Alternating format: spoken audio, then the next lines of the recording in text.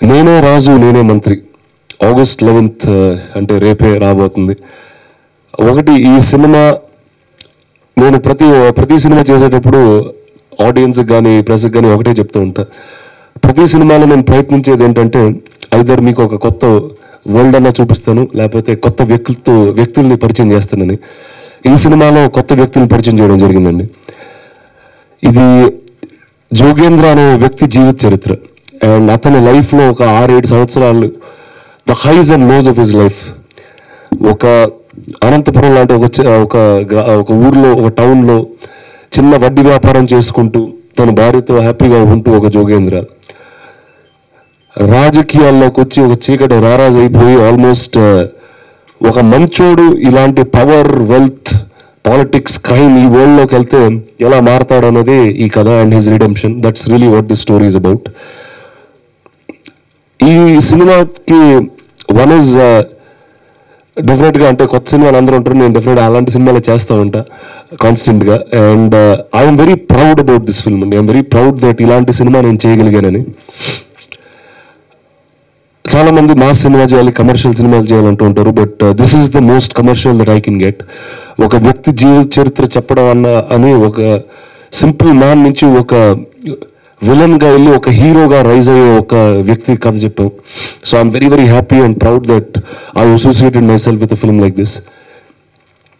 Teja garu the director of the film, అంటే the captain really. ఆయన లేకపోతే ఇలాంటి కథ ఉండేది కదండి. ఇంత పెద్ద కథ ఎలా రాయగలిగారంటే నిజంగా ఆయన జీవితం అంత పెద్దది కాబట్టి. అండ్ పర్సనల్గా ఆయనకి he seen the lowest of the low and the highest of the high. And అలాంటి ఒక వ్యక్తి, అలాంటి ఒక రైటర్ ఇలాంటి కథలు రాయగలుగుతారండి. అండ్ ఆయనకి తోడుగా లక్ష్మీ రూపాల్ అనే dialogue writer, the great Paruchuri brothers, అంటే ఈ సురేష్ ప్రొడక్షన్స్ అనే ఈ company one of the solid pillars అంటే వాళ్ళిద్దరని చెప్పొచ్చు. వాళ్ళు రాసిన contribution to our cinema has been great. వీళ్ళందరూ కలిసి ఒక అద్భుతమైన కథ ఇచ్చి, అద్భుతమైన స్క్రీన్ ప్లే ఇచ్చి, and they guided us through this. ఇప్పటి వరకు మేము వదిలిన ట్రైలర్లు కానీ, టీజర్లు కానీ, the songs and everything has been very very positive and I'm very very happy about it.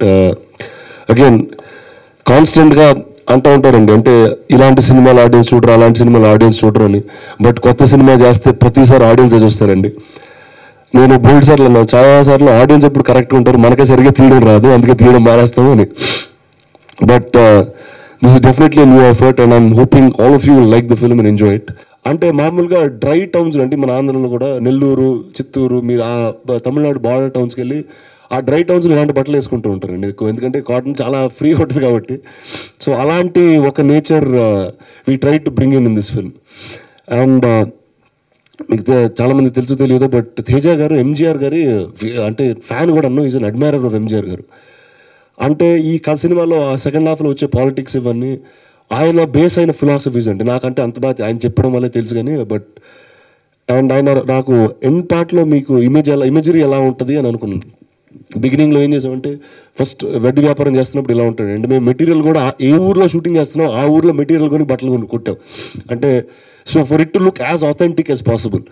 So అలా చేస్తున్నప్పుడు సార్ చివరికి ఏం చేద్దాం సార్, ఇప్పుడు క్యారెక్టరే చాలా మారిపోతుందంటే ఆయన ఒకే ఫోటో చూపించారండి, ఎంజీఆర్ గారు ఫోటో చూపించారు.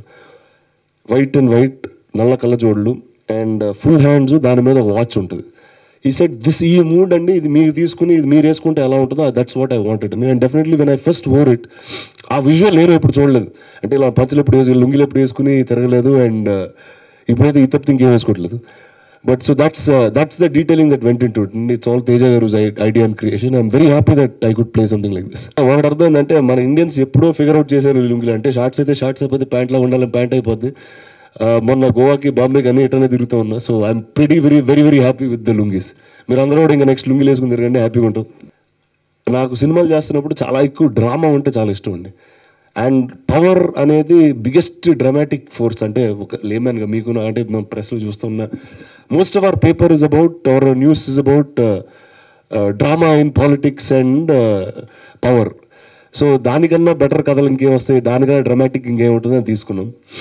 అండ్ జీవితంలో నాకు పెద్ద తెలియదు కానీ వీటి గురించి చాలామంది చెప్తూ ఉంటారు, నా ఫ్రెండ్స్ కానీ వీళ్ళందరూ కానీ. Second most dramatic thing in life ఏంటంటే హస్బెండ్ అండ్ వైఫ్ కథలు. హస్బెండ్ అండ్ వైఫ్ కన్నా పెద్ద డ్రామా ఈ ప్రపంచంలో ఇంకా ఎక్కడ ఉండదు. సో ఒక సైడ్ నుంచి ఒక హస్బెండ్ అండ్ వైఫ్ కదా, ఒక సైడ్ నుంచి పాలిటిక్స్ తీసుకుని the most dramatic things in our life ఈ సినిమాలో చూపించడం జరిగింది. So that's the reason really. తీసుకోవడానికి కారణం ఉందండి. అనంతపురం ఇది తమిళ్లో కూడా చేసామండి. సో కారైకుడి అలా అలా మార్చామండి. అంటే ఎందుకంటే ఇది పాలిటిక్స్ వల్ల కాదు, అతను చేసే వడ్డీ వ్యాపారం వల్ల. మీకు డ్రై స్టేట్స్లో, డ్రై టౌన్స్లో వడ్డీ వ్యాపారం చేసేవాళ్ళు చాలా ఎక్కువ ఉంటారండి. ఫార్మర్స్కి వడ్డీ ఇచ్చేవాళ్ళు. అంటే ఎలాంటి వాళ్ళు అంటే ఫస్ట్ విత్తనాలు వడ్డీకి ఇస్తారు, దాని తర్వాత ఫర్టిలైజర్ ఇస్తారు వడ్డీకి, దాని తర్వాత వాళ్ళు పంట పండిన తర్వాత వచ్చి డబ్బులు తీసుకుంటారు. సో డిసైడ్ చేసినప్పుడు ఒక డ్రై టౌన్లో ఉండాలి అనే సెన్స్తో చేసేవండి. అంటే నాట్ అబౌట్ పాలిటిక్స్ అనేది అదండి. ఇప్పుడు ఇలా హస్బెండ్ వైఫ్ కదా, ఇంకో అమ్మాయి ఇలాంటి కాదు, బేసిక్గా లవ్ స్టోరీ అండి ఇది. అండ్ లవ్ స్టోరీలో ఇందాక చెప్పినట్టు డ్రామా ఎక్కువ ఉంటుంది కాబట్టి పాలిటిక్స్ అనేది బ్యాక్ డ్రాప్గా తీసుకున్నాం. బట్ ఇట్స్ నాట్, ఇది కంప్లీట్గా ఒక ఫిక్షనల్ కదండి. జోగేంద్ర అనే ఒక క్యారెక్టర్ నుంచి డెవలప్ అయిన కథ. And in fact Teja garu first idea చెప్పినప్పుడు పాలిటిక్స్ అనేది చాలా చిన్న ఫ్రివ్లెస్గా ఉండేది. బట్ ఆ క్యారెక్టర్ డెవలప్ చేసుకుంటూ వచ్చేటప్పటికంటే వీ హ్యాడ్ ఆల్మోస్ట్ 9-10 months అండి డెవలప్. అంటే మేము సార్ ఐడియా చెప్పినప్పటి నుంచి, అప్పుడు నేను బాహుబలి షూటింగ్లో ఉన్నా, సార్ అయిపోద్ది సార్ ఇంకో నెలలో 1.5 months మనం ఇంకా కూర్చోవచ్చు కంప్లీట్గా అంటే, ఆ నెల కాస్త బాహుబలి షూటింగ్ అప్పుడు ఎప్పటికీ అవ్వలేదు. అది మీ అందరికీ తెలిసిన విషయం.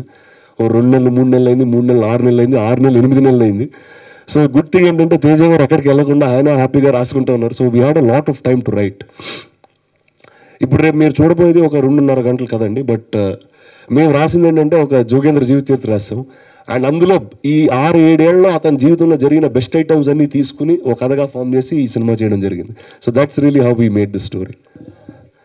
ఒకటండి, యాజ్ ఇట్ సమ్ టైమ్స్ అంటే నాకు అంత తెలియదు యాక్చువల్లీ. అంటే మా ఫాదర్ వీళ్ళందరికీ బాగా తెలుసు డిస్ట్రిబ్యూషన్ వీళ్ళ గురించి. ఒకటి నాకు రెండండి. అంటే one is sometimes we will eat in to each others play one. But there is also good side to it అండి. అంటే మామూలుగా నాకు చిన్నప్పుడు ఎక్కువ అలవాటు. అంటే ఒక సినిమా ఉంటే ఇంట్రెస్ట్ ఒకలా ఉండేది, 4-5 సినిమాలు ఉంటే ఇంట్రెస్ట్ ఇంకోలా ఉంటుంది. అంటే జనరల్గా అంటే మేమంటే అంటే నేను స్కూల్కి కాలేజీకి వెళ్ళిందే తక్కువ, ఎక్కువ థియేటర్కి వెళ్ళేవాళ్ళు అండి. నాకేంటంటే 4-5 సినిమాలు ఉంటే దానికన్నా ఎక్సైట్మెంట్ ఎక్కువ ఉండేది కదా. ఎందుకంటే పొద్దున్నే చూడొచ్చు, మధ్యాహ్నం చూడొచ్చు, సాయంత్రం చూడొచ్చు, దాని తర్వాత ఇంటికి వెళ్ళొచ్చు అనే ఒక మూడ్లో ఉండేది. అండ్ ఐ హోపింగ్ ఈ ఇండిపెండెన్స్ వీకెండ్ అండ్ చాలా మంచి వీకెండ్ అండి ఇది. అంటే from 11th to the 15th ఈ వీకెండ్ అనేది I hope it becomes like a Sankranti for us. ఇప్పుడు సంక్రాంతి అయితే 4-5 సినిమాలు వస్తాయి. Lot of them do well most of the times. So I'm hoping that will come about. That was the first title of this film.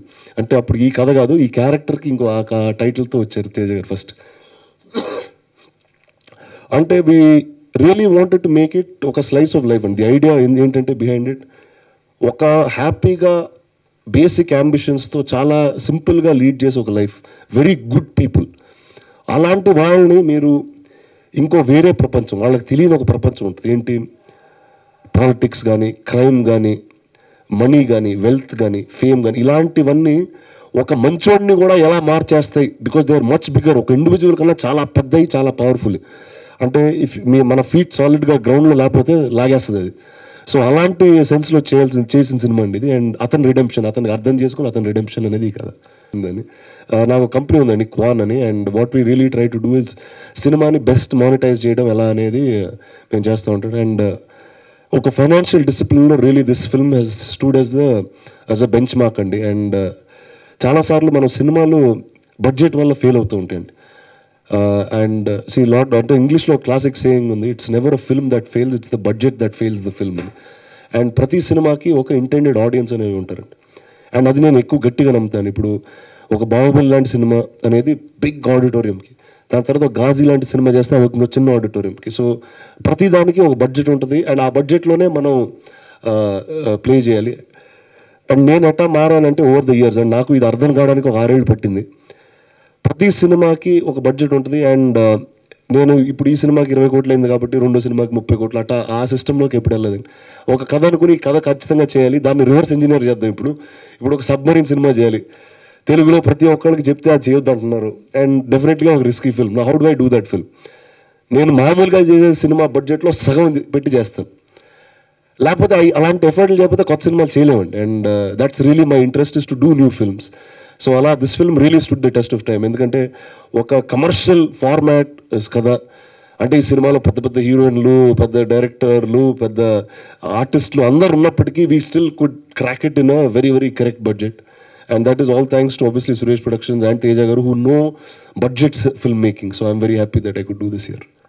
లేదు actually నేను ఇంకా cinema చూడలేదండి, అయిపోయిన తర్వాత చూద్దాం. బట్ చాలా మంచి విన్నాను. అండ్ అంటే ఇలా చాలా చూసామండి. నేను ఏమవుతున్నానంటే చేద్దామనే ఇంట్రెస్ట్ ఫస్ట్ నుంచి ఉంటుంది కదండి మాకు కూడా. బట్ ఇంట్రెస్ట్ కన్నా భయం ఎక్కువ ఉంటుందండి. అంటే ఖచ్చితంగా ఈ సినిమా చాలా బాగుండాలి, అప్పుడే మేమిద్దరం చేస్తాం. అది రీమేక్ అవ్వనివ్వండి, కొత్త ఫ్రెష్ కథ అవనివ్వండి. So but this film I don't know at, అంటే నేను ఇంకా చూడలేదు. బట్ మా ఇద్దరికి చేయాలని ఇంట్రెస్ట్ మాత్రం చాలా ఉందండి. అంటే మేము అట్లీస్ట్ వారానికి 2-3 సార్లు కలుస్తాం. మాట్లాడుకున్న ఒక గంట మాట్లాడుకుంటే అందులో 40 నిమిషాలు ఇప్పుడు ఏ సినిమా గురించి, మేమిద్దరం చేయబోయే సినిమా గురించి మాట్లాడతాం. వచ్చే వరకు అంతే, అలా కాదండి, అయ్యేం కాదు. కథ కోసం చాలా వెయిట్ చేశాను. అంటే నేను నాన్న చాలా సినిమాల్లో వర్క్ చేశానండి. అంటే మీరు న్యూస్ లాట్లో చూసే ఉంటారు. అంటే 6 నెలలు 10 నెలలు ఒక కథకైతే యాక్చువల్లీ సెల్వరాఘవన్ గారితో చేయాల్సిన కథ 2 సంవత్సరాలు. అంటే నేను ఏం చేయలేదు, నాన్న ఏం చేయలేదు, కూర్చుని రాసామంటే డ్రాఫ్ట్ రాసుకుంటూ ఏదో కొత్త చేయాలనే మాత్రం మైండ్లో ఉందండి. ఏదో ఇంకా అర్థం కాలేదు. అంటే మీరు నా సినిమాలు చూస్తూ ఉంటారు, కొంచెం రొటీన్కి భిన్నంగా ఉంటుంది. They won't be in the regular mainstream zone. ఇప్పుడు నానా చిన్న వీళ్ళందరూ చాలా hardcore commercial heartland mainstream సినిమాలు చేసేవాళ్ళు. సో మా ఇద్దరికి సెట్ అవ్వడానికి చాలా రోజులు పెట్టిందండి. కానీ ఈ క్యారెక్టర్ ఇన్న రోజే, అంటే నాకు ఫస్ట్ నాన్న పంపించారండి, రే కదన్నా ఈ ఐడియా అన్నాను, నాకు తెలిసి నీకు నచ్చుద్ది ఇది ఇన్నారు. సో అప్పుడే తేజ గారిని కలవడం జరిగింది. అండ్ ఆ రోజు నుంచి we all are on the same page అండి. And I'm very happy. అంటే చేసేటప్పుడు కరెక్ట్ ఫిల్మ్ చేయాలనే ఇదైతే ఉంటుందండి ఎప్పుడు. But so I'm happy that it took a while but we made the right film. అక్కడికి వెళ్ళిన తర్వాత నాకు అర్థమైందండి, తీసేటప్పుడు తెలియలేదు కానీ తమిళ్లో పొలిటికల్ సినిమాలు చేయరండి జనరల్గా. అంటే వాట్ ఎవర్ వాళ్ళ రీజన్స్కి చాలా సంవత్సరాలు నేను చేసింది. టక్క next more interest came. So నేను సరే ఇప్పుడు వీళ్ళకి ఇది మరీ పొలిటికల్ సినిమా కాదు, హస్బెండ్ వైఫ్ కదా నెట చెప్పాలి వీళ్ళకన్నా ఆ దీంట్లో ఉన్నా. But we're doing September release అండి for the film, Tamil and Malayalam. And ఏం చేసామంటే తమిళ్కి మేము సినిమా తీస్తున్నప్పుడు యాక్చువల్లీ ఇప్పుడు మేము సినిమాలో ఏమో రాసామో జరిగిపోతా ఉన్ని ఏంటి మా కళ్ళ ముందే జరిగిపోతాయి మెడ్రాస్లో. సో డెఫినెట్గా తమిళ్లో తీయాలి, ఒక ఫుల్ వర్జన్ రాసుకుని ఇంపార్టెంట్ సీన్స్ అని మార్క్ చేసుకున్నాండి. అంటే ఒకటి ఇదన్నీ సీన్ బేస్డ్ కాబట్టి. అండ్ మీకు తెలుగు వర్జన్లో ఉన్న యాక్టర్స్ కొంతమంది తమిళ్లో ఉండరండి. అండ్ అందులో నాజర్ గారు, అందులో మైల్ సామ్, ఇలా వేరే క్యారెక్టర్స్ పెట్టి ఒక కంప్లీట్ పోర్షన్ అంతా షూట్ చేసాం.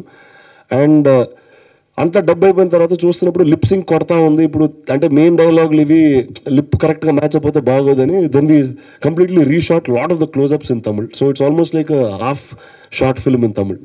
So I'm hoping let's see. అంటే మన తెలుగు సినిమాలు చాలా తక్కువ వెళ్తూ ఉంటాయి వేరే ఊర్లకి. సరే ఒక్కొక్కటి బాహుబలి తర్వాత ఇంకా ఒకటి తర్వాత ఒకటి గాజీ పంపించాం, ఏదో జరిగింది, did well. So I'm hoping this film also does well like that. ఒకటండి ఈ సినిమా ఈ ఐడియా అనుకున్నప్పుడు తేజ నాకు చెప్పినప్పుడే, రాధ క్యారెక్టర్ చెప్పినప్పుడే కాజల్ అని ఆయన ఆల్రెడీ ఫిక్స్ అయ్యారు.